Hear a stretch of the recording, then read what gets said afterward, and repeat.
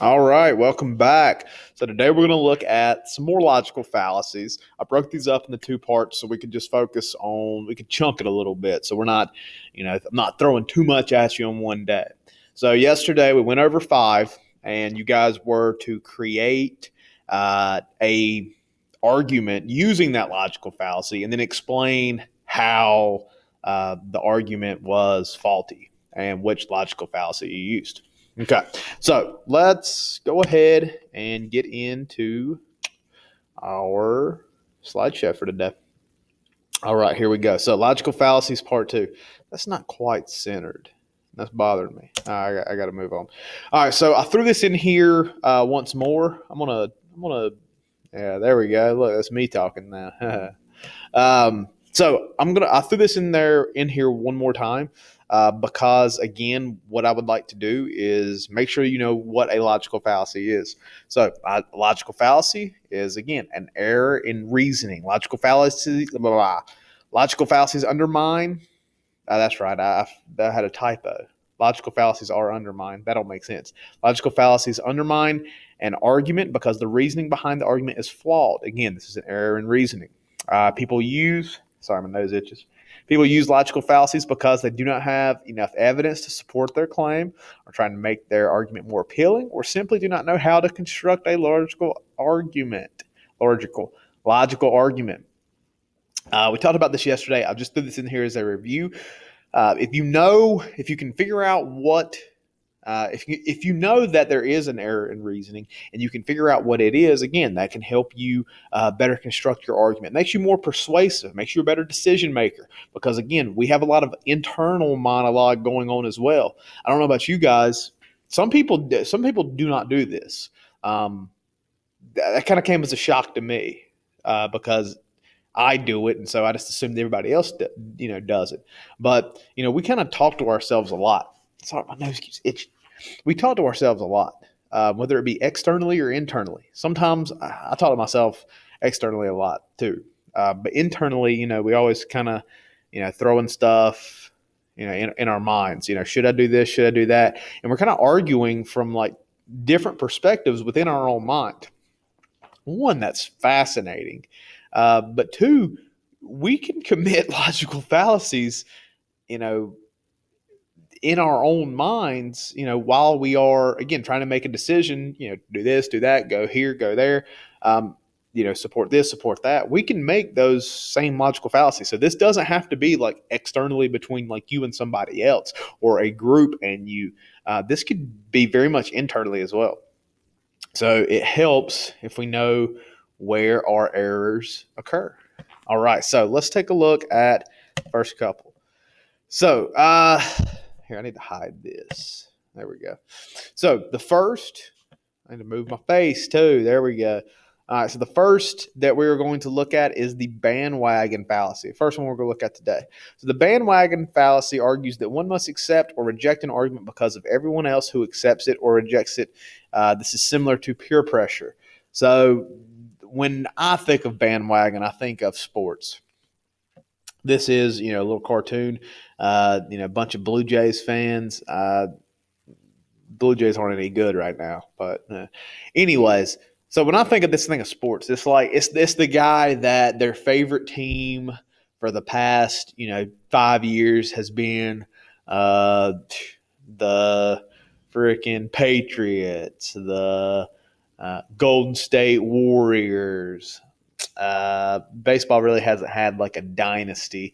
Well, kind of the Red Sox. They're a Red Sox, Warriors, uh, Patriots fan, which I guess that Red Sox and Patriots would make sense. But they like all the best teams, or they like all the most popular teams. This was the case growing up in the '90s. Like everybody was a Bulls fan, except for me. I didn't like the Bulls. I wasn't a big Jordan dude. You know why?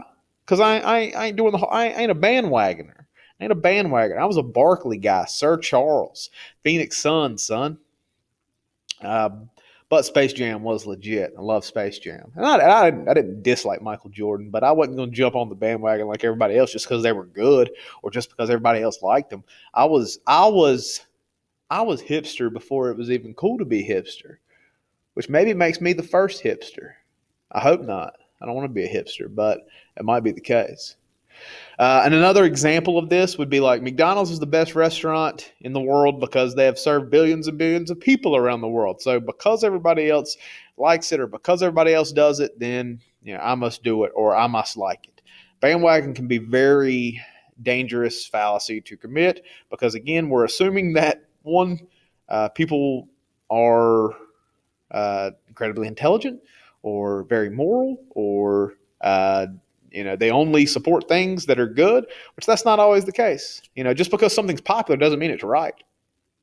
I talk about that in my American history class. Like, what is the job of the president?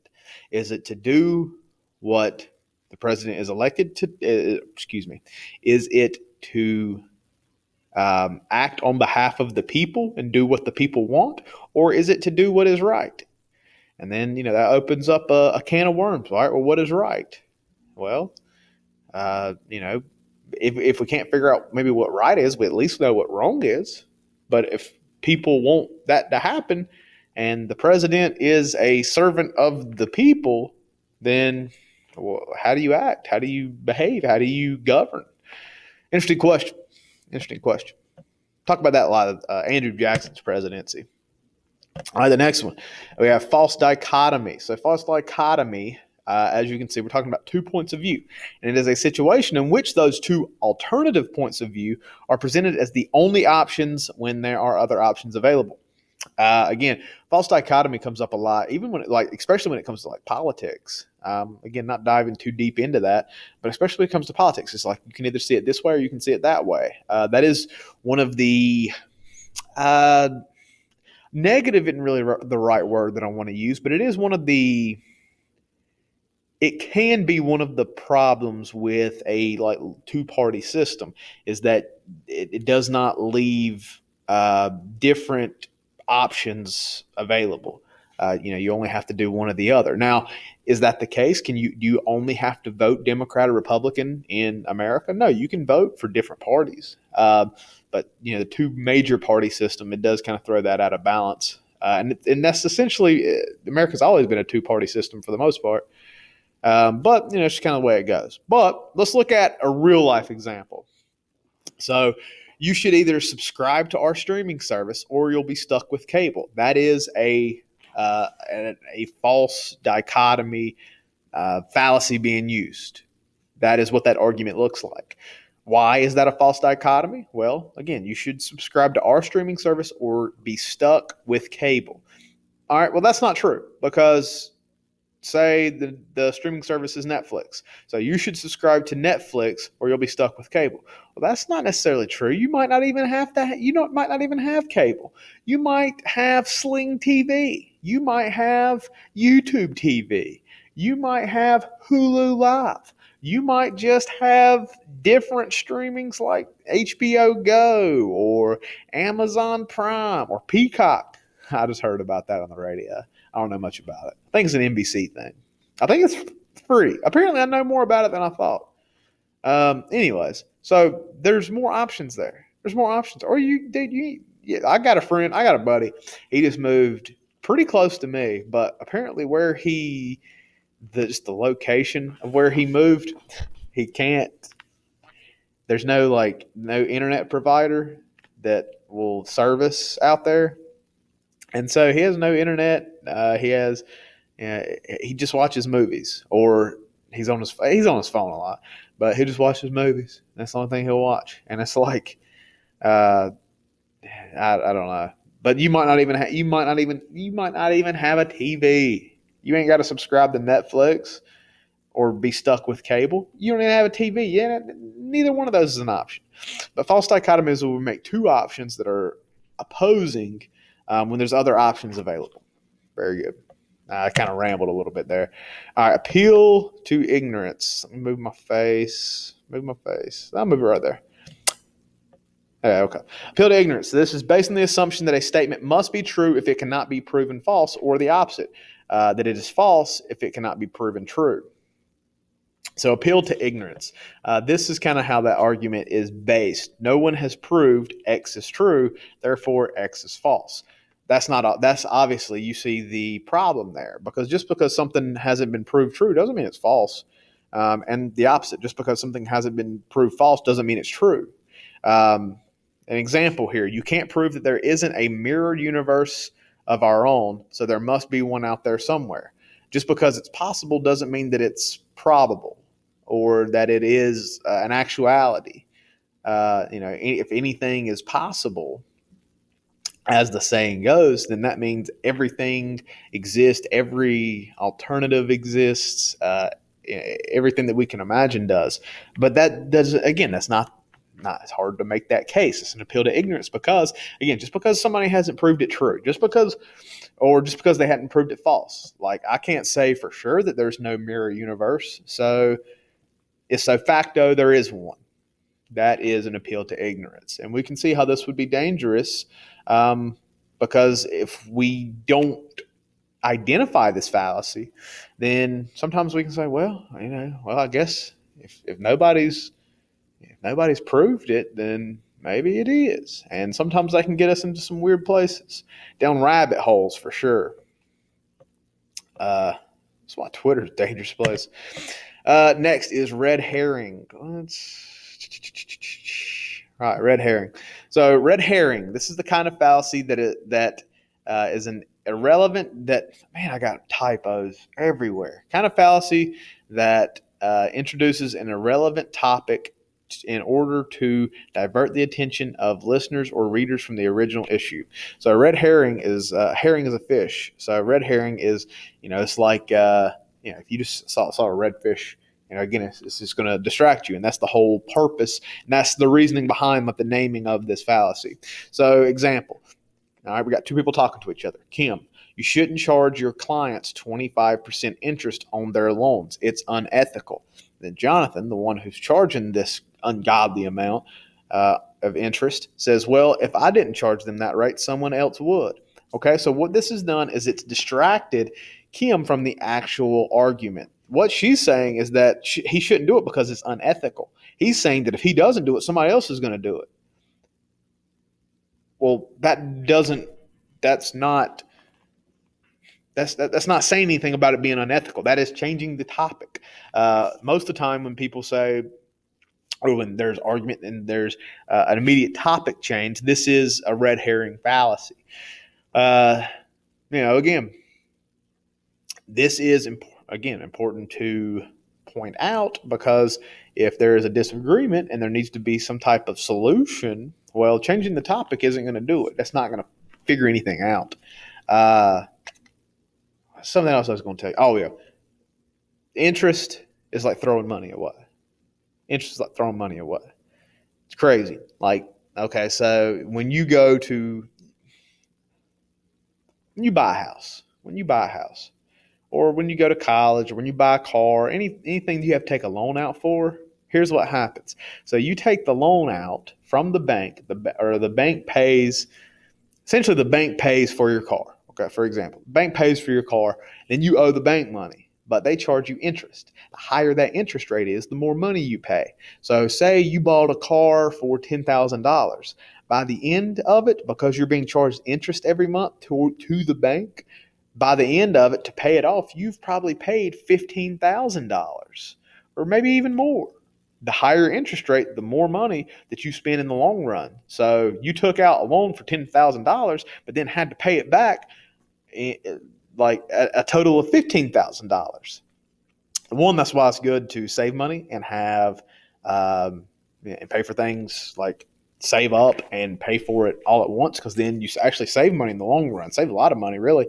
Or it's another reason to pay your bills on time. I guess that'd be both. Pay your bills on time, because that gives you good credit. That's why people want good credit, so they don't get really bad interest rates. If you have good credit, that's like saying the bank can trust you to pay this off. And if the bank can trust you to pay it off, you'll get a low interest rate, and then that's money you saved in the long run again. So that's just a little bit of personal finance 101. All right, and lastly, we have straw man. So straw man is essentially, it's the scarecrow. It's put up there. It's a intentionally misrepresented proposition that is set up because it's easier to defeat scarecrow, the false argument than the real argument. So this is done in order to somebody. You see this when people really want to be right about something. They'll distort what the other person's really trying to say. They will take it out of context. They will prop up. Okay, oh, so you're saying that uh, this is the case? Well, no, that's not what I'm saying. You're putting that out there because you know that you can argue against that, while you may not be able to argue and dispute my actual argument. An example here is one that we see again a lot in politics. Senator Smith says that the nation should not add to the defense budget. Senator Jones says that he cannot believe that Senator Smith wants to leave the nation defenseless. Now, how is this a straw man fallacy? Well, Senator Smith didn't say the nation should not have any defense or any military. He did not say that. Instead, he said that we should not. Instead, he said, there we go. Instead, he said that we should not add to the defense budget. So that means the defense budget should stay what it is and not adding to it. Senator Jones takes this out of context and creates a straw man. Oh, so you're saying you want the nation to be defenseless. Well, no, that's not what Senator Smith said. That is an example of straw man. That is an example of straw man because it's much easier if, again, like think about it this way. If you have, we got an election coming up, say Senator Jones and Senator Smith are, maybe they're both running for election. Maybe they're just on opposite sides. But if Senator Smith wants to leave the nation defenseless, well, a lot of people are going to have a problem with that, and they're not going to want to vote for him. They're not going to want to vote for him. So Senator Jones, or let's just say Jones and Smith, Jones makes this to where creates this argument that is not the real argument in order to make Smith look bad. In order to make Smith look bad, while that was not Smith's original argument. He just said he didn't want to add to the budget. So that is the straw man fallacy. So what you guys are to do today, essentially the same thing you did yesterday. Use the logical fallacies that you see here, create an argument. You can look them up. I don't care because I just want you to be familiar with these logical fallacies. If you have to use examples and then explain it away, that's fine with me. If you can identify them, then you can pick them out in your own life. So you guys take these logical fallacies, create an argument, explain how to me the fallacy has been committed. Submit that to me. There should be one for each. That is 5. That gives us one example of each over the past 2 days. Tomorrow we're going to continue moving into finishing up logic. Logic's really only about a 2-week unit. It is the foundation, but it's not all there is to philosophy. So there's more stuff on the way. All right, see you guys tomorrow. I got to figure out how to get this off now.